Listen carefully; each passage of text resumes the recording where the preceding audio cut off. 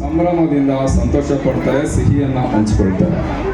ಅಂಥ ಒಂದು ಸಂತಸ ಸಂಭ್ರಮ ಮಗು ಮನೆ ಅಂಗಳವನ್ನು ದಾಟಿ ಹೊರಗಿನ ಪರಿಸರಕ್ಕೆ ಒಡ್ಡಿಕೊಳ್ಳುವಂತಹ ಘಟ್ಟ ಇದು. ಈ ಸಂದರ್ಭದಲ್ಲಿ ನಮ್ಮ ಪುಟಾಣಿ ಮಕ್ಕಳಿಗೆ ಶುಭವಾಗಲಿ ಅಂತ ನಾನು ಹಾರೈಸ್ತೇನೆ. ಹಾಗೆಯೇ SSLC ವಿದ್ಯಾರ್ಥಿಗಳ ಬೀಳ್ಕೊಡುಗೆ ಸಮಾರಂಭ 2025-26 ತಂಡ ವಿದ್ಯಾರ್ಥಿ ಜೀವನದಲ್ಲಿ ಪ್ರೌಢಶಾಲೆಯ ಅವಧಿ ಮುಕ್ತಾಯದ ಘಟ್ಟ ಒಂದು ಮಹತ್ತರವಾದ ಘಟ್ಟ. ಭವಿಷ್ಯದ ಗುರಿ ದಾರಿಯನ್ನು ನಿರ್ಧರಿಸುವ ಪ್ರಮುಖ ತಿರುವು. ತಮ್ಮ ಕನಸನ್ನು ನನಸಾಗಿಸಲು ಧೈರ್ಯ, ಕಠಿಣ ಪರಿಶ್ರಮ, ಅಚಲ ಆತ್ಮವಿಶ್ವಾಸ ಹಾಗೂ ನಿರಂತರ ಕಲಿಕೆ ನಿಮ್ಮ ಪ್ರಮುಖ ಸಾಧನಗಳಾಗಲಿ ಅಂತ ಹೇಳ್ತಾ, ನಿಮ್ಮ ಭವಿಷ್ಯ ಉಜ್ವಲವಾಗಿ ಬೆಳಗಲಿ. ಕಲಿತ ಶಾಲೆಗೆ ಜನ್ಮ ನೀಡಿದ ಪೋಷಕರಿಗೆ ನಿಮ್ಮ ಸಾಧನೆಯಿಂದ ಕೀರ್ತಿ ತರಲಿ ಎಂದು ಆಶಿಸ್ತಾ ಶುಭಾಶಯಗಳನ್ನು ಕೋರ್ತೇನೆ. ಈ ಸಂದರ್ಭದಲ್ಲಿ ಕವಿ ಸಿದ್ದಯ್ಯ ಪುರಾಣಿಕರ ಓದಿ ಬ್ರಾಹ್ಮಣನಾಗು, ಕಾದಿ ಕ್ಷತ್ರಿಯನಾಗು, ಶೂದ್ರ ವೈಶ್ಯನಾಗು, ದುಡಿದು ಗಳಿಸಿ ಏನಾದರೂ ಆಗು, ನೀ ಬಯಸಿದಂತಾಗು, ಏನಾದರೂ ಸರಿಯೇ ಮೊದಲು ಮಾನವನಾಗು ಎಂಬ ಕಿವಿ ಮಾತನ್ನು ಹೇಳ್ತಾ ಈ ಬಾರಿಯ SSLC ವಿದ್ಯಾರ್ಥಿಗಳಿಗೆ ಶುಭವನ್ನು ನಾನು ಕೋರ್ತಾ ಇದ್ದೇನೆ. ನಿರಂತರ ಬೆಂಬಲ ಪ್ರೋತ್ಸಾಹ ನೀಡ್ತಾ ಇರುವ ಪಾಲಕರಿಗೆ ಹಾಗೂ ವಿದ್ಯಾರ್ಥಿಗಳ ಮಾರ್ಗದರ್ಶಕರಾಗಿ ತಮ್ಮನ್ನೇ ಸಮರ್ಪಿಸಿಕೊಂಡಿರುವ ಶಿಕ್ಷಕರಿಗೆ ಈ ಸಂದರ್ಭದಲ್ಲಿ ಹೃತ್ಪೂರ್ವಕ ಅಭಿನಂದನೆಗಳನ್ನು ನಾನು ತಿಳಿಸ್ತಾ ಇದ್ದೇನೆ.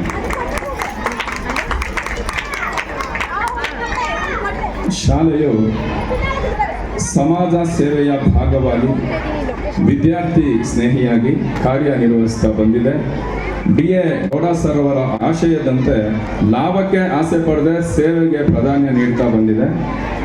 ಪಠ್ಯ ಚಟುವಟಿಕೆ ಮತ್ತು ಸಹಪಠ್ಯ ಚಟುವಟಿಕೆಗಳಿಗೆ ಸಮಾನ ಪ್ರಾಧಾನ್ಯ ನೀಡಿ ವಿದ್ಯಾರ್ಥಿಗಳ ಸಮಗ್ರ ಸರ್ವತೋಮುಖ ಏಳಿಗೆಯಲ್ಲಿ ಶ್ರಮಿಸ್ತಾ ಇದೆ. ಶಾಲೆಯು ಜ್ಞಾನ, ವಿಜ್ಞಾನ, ತಂತ್ರಜ್ಞಾನಗಳ ಜೊತೆಗೆ ಭಾರತೀಯ ಸಾಂಸ್ಕೃತಿಕ ಪಾರಂಪರಿಕ ಮೌಲ್ಯಗಳಿಗೆ ಹೆಚ್ಚಿನ ಮನ್ನಣೆಯನ್ನು ನೀಡಿದೆ. ನಶಿಸ್ತಾ ಇರೋ ಭಾರತೀಯ ಸಾಂಸ್ಕೃತಿಕ ಪಾರಂಪರಿಕ ಮೌಲ್ಯಗಳನ್ನು ಪುನರುತ್ಥಾನ ಮತ್ತು ಪ್ರಸಾರವನ್ನು ಸಂಸ್ಥೆಯು ಮಾಡ್ತಾ ಇದೆ. ನಮ್ಮ ಶಾಲೆಯ ಪಠ್ಯ ಚಟುವಟಿಕೆಗಳ ಜೊತೆಗೆ ಸಹಪಠ್ಯ ಚಟುವಟಿಕೆಗಳನ್ನು ಜೋಡಿಸಿ ಬೋಧನೆಯನ್ನು ಮಾಡ್ತಾ ಬರ್ತಾ ಇದ್ದೇವೆ.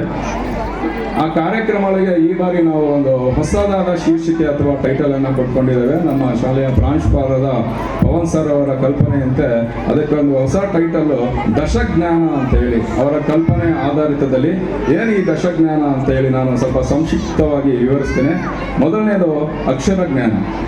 ವಿದ್ಯಾರ್ಥಿಗಳ ಭಾಷಾ ಸಾಮರ್ಥ್ಯವನ್ನು ವೃದ್ಧಿಸಲು ಜ್ಞಾನ ಮಾರ್ಗ ಮತ್ತು ಜ್ಞಾನ ವೃದ್ಧಿಗಳಂತಹ ಬೆಳಗಿನ ಮತ್ತು ಸಂಜೆಯ ತರಗತಿಗಳ ಮೂಲಕ ನಿಧಾನ ಕಲಿಕಾ ವಿದ್ಯಾರ್ಥಿಗಳ ಓದು ಬರಹ ಬುದ್ಧಿ ವಿಕಾಸಗಳ ವೃದ್ಧಿಯಲ್ಲಿ ಪ್ರಮುಖ ಪಾತ್ರವನ್ನು ವಹಿಸ್ತಾ ಇದೆ. ಎರಡನೆಯದು ಆರೋಗ್ಯ ಜ್ಞಾನ. ಯೋಗ, ಧ್ಯಾನ, ವ್ಯಾಯಾಮ, ಕ್ರೀಡೋತ್ಸವದಂತಹ ಚಟುವಟಿಕೆಗಳು ಕಾಲಕಾಲಕ್ಕೆ ಹಮ್ಮಿಕೊಳ್ತಾ ನಿಯಮಿತ ಉಚಿತ ಆರೋಗ್ಯ ತಪಾಸಣಾ ಶಿಬಿರಗಳನ್ನು ಹಾಗೆ ಪೌಷ್ಟಿಕ ಆಹಾರದ ಕುರಿತು ಜಾಗೃತಿ ಶಿಬಿರಗಳನ್ನು, ಸ್ವಚ್ಛತಾ ಅಭಿಯಾನದ ಚಟುವಟಿಕೆಗಳ ಮೂಲಕ ದೈಹಿಕ ಮಾನಸಿಕ ಆರೋಗ್ಯಕ್ಕೆ ಒತ್ತು ನೀಡಲಾಗ್ತಾ ಇದೆ. ಆರೋಗ್ಯವೇ ಮಹಾಭಾಗ್ಯ ಎಂಬ ಸಂದೇಶ ಪ್ರಾಯೋಗಿಕವಾಗಿ ಕಲಿಸಲಾಗ್ತಾ ಇದೆ. ಕ್ರೀಡಾ ಸ್ಪರ್ಧೆಗಳಲ್ಲಿ ವಿಜೇತರಾದ ವಿದ್ಯಾರ್ಥಿಗಳಿಗೆ ನಗದು ಬಹುಮಾನ ನೀಡುವುದರ ಮೂಲಕ ಉತ್ತೇಜನ ಮತ್ತು ಪ್ರೋತ್ಸಾಹವನ್ನು ನೀಡಲಾಗ್ತಿದೆ. ಹಾಗೆಯೇ ಪರಿಸರ ಜ್ಞಾನ.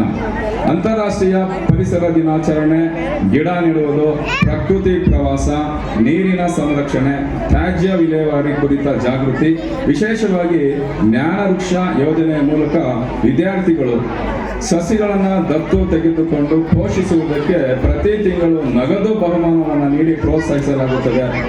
ಜವಾಬ್ದಾರಿಯುತ ಪರಿಸರ ನಾಗರಿಕರನ್ನು ರೂಪಿಸುವುದು ನಮ್ಮ ಧ್ಯೇಯವಾಗಿದೆ. ನಂತರ ನಾಲ್ಕನೆಯದು ವ್ಯಾಪಾರ ಜ್ಞಾನ. ಮಕ್ಕಳಿಗೆ ಸಣ್ಣ ಮಟ್ಟದ ಉದ್ಯಮ, ಹಣದ ಬಳಕೆ, ಉಳಿತಾಯ, ಬಂಡವಾಳ ಯೋಜನೆ, ಮಾರುಕಟ್ಟೆ ಜ್ಞಾನ ಇತ್ಯಾದಿಗಳನ್ನು ಜ್ಞಾನ ವ್ಯಾಪಾರ ಮೂಲಕ ಪರಿಚಯಿಸಲಾಗ್ತಾ ಇದೆ.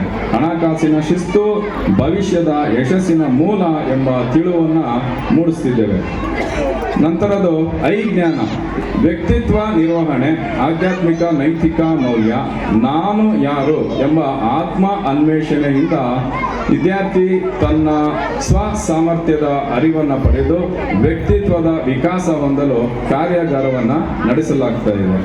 6ನೇದು ವಿಜ್ಞಾನ, ವಿಜ್ಞಾನ ಪ್ರಯೋಗಾಲಯ, ವಿಜ್ಞಾನ ಪ್ರದರ್ಶನಾಲಯಗಳಿಗೆ ಭೇಟಿ, ವಿಜ್ಞಾನ ಮಾದರಿಗಳ ತಯಾರಿಕೆ, ಪ್ರದರ್ಶನ, ವಿವರಣೆಗಳಲ್ಲಿ ತೊಡಗಿಸಿಕೊಳ್ಳುವ ಮೂಲಕ ವಿದ್ಯಾರ್ಥಿಗಳಲ್ಲಿ ಕುತೂಹಲ, ಸಂಶೋಧನಾ ಪ್ರವೃತ್ತಿ ಬೆಳೆಯುತ್ತದೆ.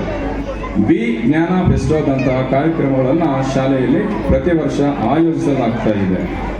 ಈಗ ಈ ಜ್ಞಾನ ಕಂಪ್ಯೂಟರ್ ಬಳಕೆ, ರೋಬೋಟಿಕ್ ಮತ್ತು ಕೃತಕ ಬುದ್ಧಿಮತ್ತೆ, ಈಗ AI ಅಂತ ಹೇಳಿ ಒಂದು ದೊಡ್ಡ ಸುನಾಮಿ ಅಪ್ಪಳಿಸಿದೆ. ಅದು ನಮ್ಮ ಜೀವನದಲ್ಲಿ ಅಲ್ಲೋಲ ಕಲ್ಲೋಲ ಆಗ್ತಾ ಇದೆ. ಆದರೆ ಆ ಒಂದು ಜ್ಞಾನ ನಮ್ಮೆಲ್ಲರಿಗೂ ಅವಶ್ಯಕತೆ ಇದೆ. ಹಾಗಾಗಿ ಪ್ರಾಥಮಿಕ ಪ್ರೌಢ ತರಗತಿಗಳ ಹಂತದಲ್ಲಿಯೇ ನಾವು ಈ ತಂತ್ರಜ್ಞಾನಗಳನ್ನು ಪರಿಚಯವನ್ನು ವಿದ್ಯಾರ್ಥಿಗಳಿಗೆ ಮಾಡಿಕೊಡೋ ನಿಟ್ಟಿನಲ್ಲಿ ಕೆಲಸವನ್ನು ಪ್ರಾರಂಭಿಸಿದ್ದೇವೆ. ನೂತನ ತಂತ್ರಜ್ಞಾನ ಮತ್ತು ಡಿಜಿಟಲ್ ಯುಗಕ್ಕೆ ಅಗತ್ಯವಿರುವ ಕೌಶಲ್ಯಗಳನ್ನು ನಾವು ನಿರ್ಮಾಣದಲ್ಲಿ ತೊಡಗಿಸಿಕೊಂಡಿದ್ದೇವೆ. 8ನೇದು ಒಂದು ಸಾಮಾಜಿಕ ಜ್ಞಾನ ಅಂತ ಹೇಳಿ, ಮಗು ಒಂದು ಸಮಾಜದ ಕೂಸು, ಸಾಮಾಜಿಕ ಸಮಾನತೆ, ಸ್ವಸ್ಥ ಸಮಾಜದ ನಿರ್ಮಾಣದ ಹಂಬಲ, ಸಾಮಾಜಿಕ ಜವಾಬ್ದಾರಿ, ಸದೃಢ ದೇಶ ನಿರ್ಮಾಣ ಇತ್ಯಾದಿ ಮನೋಭಾವಗಳನ್ನು ವೃದ್ಧಾಶ್ರಮಗಳಿಗೆ ಭೇಟಿ, ವಿಕಲಚೇತನ ಶಾಲೆಗಳಿಗೆ ಭೇಟಿ, ಸಮುದಾಯ ಸೇವೆ ಅಂತಹ ಚಟುವಟಿಕೆಗಳ ಮೂಲಕ ನಾವು ಬೆಳೆಸ್ತಾ ಇದ್ದೇವೆ. 9ನೇದು ಸಾಂಸ್ಕೃತಿಕ ಜ್ಞಾನ, ಶಾಸ್ತ್ರೀಯ ನೃತ್ಯ, ಸಂಗೀತ, ಜಾನಪದ ಕಲೆ ತರಗತಿಗಳಲ್ಲಿ ನಾವು ಬೋಧಿಸ್ತಾ ಇದ್ದೀವಿ. ರಾಷ್ಟ್ರೀಯ ಹಬ್ಬಗಳ ಆಚರಣೆಗಳ ಜೊತೆಗೇನೆ ಕೃಷ್ಣ ಜನ್ಮಾಷ್ಟಮಿ, ಗಣೇಶೋತ್ಸವ, ಸಂಕ್ರಾಂತಿ ಸಂಭ್ರಮ, ಗುರು ಉತ್ಸವ, ದಸರಾ, ದೀಪಾವಳಿ, ಕ್ರಿಸ್ಮಸ್ ಇತ್ಯಾದಿ ಸಾಂಪ್ರದಾಯಿಕ ಹಬ್ಬಗಳನ್ನು ಸಹ ನಾವು ಅದ್ದೂರಿಯಿಂದ ಆಚರಿಸ್ತಾ ಇದ್ದೇವೆ. ಇದರ ಮೂಲಕ ವಿದ್ಯಾರ್ಥಿಗಳು ಇತಿಹಾಸ, ಧರ್ಮ, ಪರಂಪರೆಗಳ ವಕ್ತಾರರಾಗಲು ಸಹಾಯವಾಗ್ತದೆ ಮತ್ತು ತಮ್ಮೊಳಗಿರುವ ಕಲಾ ಪ್ರತಿಭೆಯನ್ನು ಪ್ರದರ್ಶಿಸಲು ಸಮರ್ಥರಾಗ್ತಾರೆ. ಕೊನೆಯದಾಗಿ ಅಂತಿಮವಾಗಿ 10ನೆಯ ಜ್ಞಾನ ಸುರಕ್ಷಾ ಜ್ಞಾನ, ರಸ್ತೆ ಸುರಕ್ಷತೆ ಇರ್ಬೋದು, ಶಾಲಾ ಸುರಕ್ಷತೆ ಇರ್ಬೋದು, ಅಗ್ನಿ ಸುರಕ್ಷಾ ಡ್ರಿಲ್, ಪ್ರಥಮ ಚಿಕಿತ್ಸೆ, ಆನ್ಲೈನ್ ಸೇಫ್ಟಿ ಅರಿವಿನ ಕಾರ್ಯಕ್ರಮ ಮತ್ತು ಟೈಕಾಂಡೋ ತರಗತಿಗಳ ಮೂಲಕ ತಮ್ಮ ಮತ್ತು ಇತರರ ಸುರಕ್ಷತೆಯನ್ನು ಕಾಪಾಡಲು ಸಮರ್ಥರಾಗ್ತಾರೆ ಮತ್ತು ಸಾಹಸಿಗಳಾಗ್ತಾರೆ. ಪ್ರಿಯ ಪೋಷಕರೇ, ನಾನು ಬೆಂಗಳೂರಿನ ನಾರ್ತ್ 4ರಲ್ಲಿ ಅನೇಕ ಶಾಲೆಗಳನ್ನು, ಕಾಲೇಜುಗಳನ್ನು ನೋಡಿದ್ದೇನೆ. ಮತ್ತು CBSE, ICSE ಸಿಲೆಬಸ್ಗಳಿರುವಂಥ ಶಾಲೆಗಳು, ದುಬಾರಿ ಶುಲ್ಕಗಳನ್ನು ಪಡೆಯುವಂಥ ಶಾಲೆಗಳು, ಹಾಗೆ ದೊಡ್ಡ ದೊಡ್ಡ ವಿಶ್ವವಿದ್ಯಾಲಯಗಳನ್ನು ಸಹ ಹತ್ತಿರದಿಂದ ನೋಡಿದ್ದೇನೆ. ಯಾವ ವಿಶ್ವವಿದ್ಯಾಲಯದಲ್ಲಿಯೂ ಯಾವ CBSE, ICSE ಶಾಲೆಗಳಲ್ಲೂ ಸಹ ನಡೆಸಲಾರದಂತಹ ಅಗಾಧವಾದ ಕಾರ್ಯಕ್ರಮಗಳನ್ನು ನಮ್ಮ ಶಾಲೆ ಪ್ರತಿ ವರ್ಷ ಹಮ್ಮಿಕೊಳ್ತಾ ಇದೆ. ಈ ವರ್ಷ ಸುಮಾರು 60 ಸಾಂಸ್ಕೃತಿಕ, ಧಾರ್ಮಿಕ, ಆಧ್ಯಾತ್ಮಿಕ ಕಾರ್ಯಕ್ರಮಗಳನ್ನು ನಾವು ಕಂಡಕ್ಟ್ ಮಾಡಿದ್ದೇವೆ.